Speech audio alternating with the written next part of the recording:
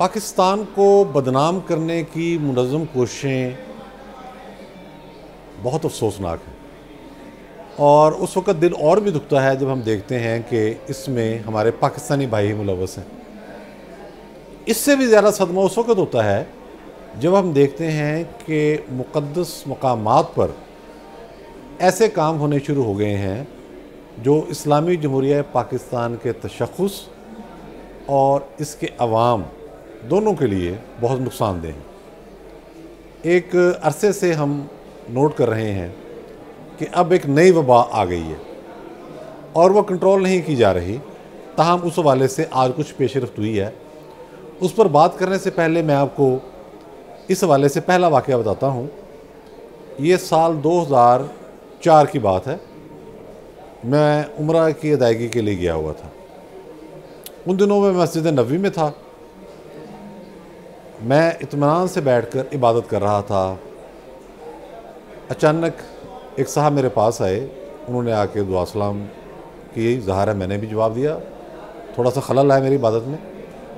तो उसके बाद उन्होंने अपना तारुफ कराया कि मैं कश्मीर से हूँ और यहाँ आके मेरे कागजात वगैरह जो हैं इधर उधर हो गए हैं, तो मुझे को माली मदद की ज़रूरत है।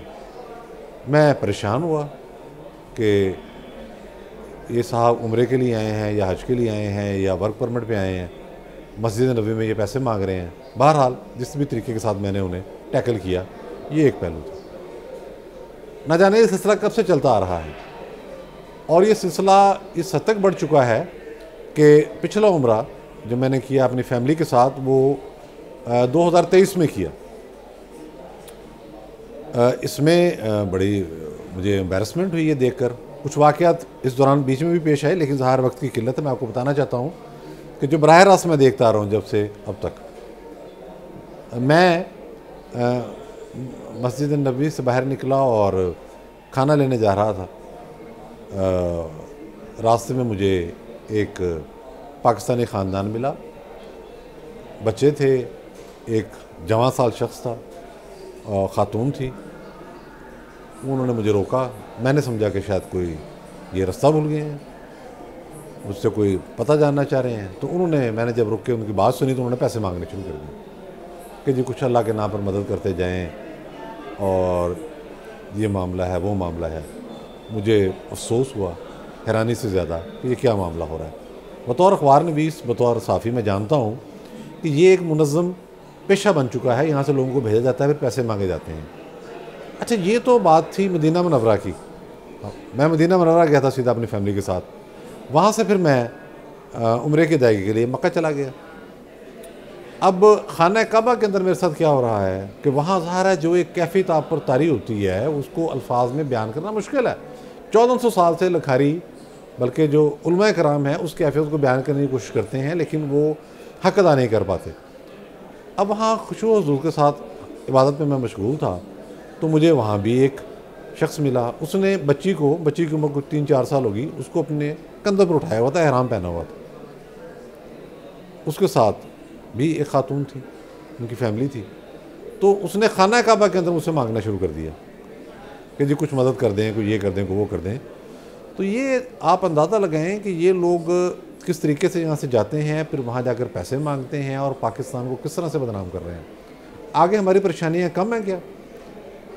अब पूरे मुल्क को बदनाम करना, पूरी कम्युनिटी को बदनाम करना, ये किसी सूरत गवारा नहीं है। हैरत इस बात पर हुई कि जब हमें पता लगा कि इस हवाले से कोई प्रॉपर कानून मौजूद नहीं है कि अगर कोई पाकिस्तानी बाहर जाकर पैसे मांगे तो आप क्या करेंगे। अब यहाँ से जो लोग इनको भेज रहे हैं वो बाकायदा इनके ग्रुप बनाते हैं, वो तय करते हैं कि इतने पैसे हम आप पर लगा रहे हैं और इतने पैसे मांग कर आपने आने हैं, और वहाँ जगह जगह मांगते हैं। तो अब एक बड़ी अच्छी डेवलपमेंट इस हवाले से हुई है।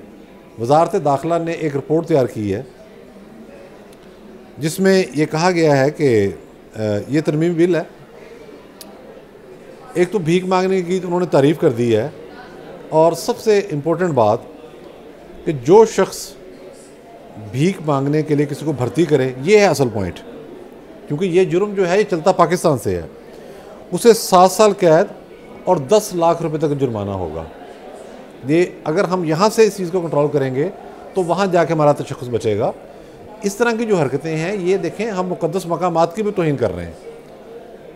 और इसमें बहुत ज़्यादा वजाहत कर दी गई है कि वो जो बंदा इंप्रेशन दे रहा होता है ना बाज़ औक़ात कि मैं जी भीख नहीं मांग रहा था, मैं तो फ़लाँ जो मसवाक बेच रहा था जी, मैं तो वहाँ पर कोई तस्बीह बेच रहा था, हालांकि वो पाँव पड़ जाते हैं कि कुछ अल्लाह के लिए दे जाएं, मैं तो जी वो गाड़ी का शीशा साफ़ कर रहा था वहाँ जाके।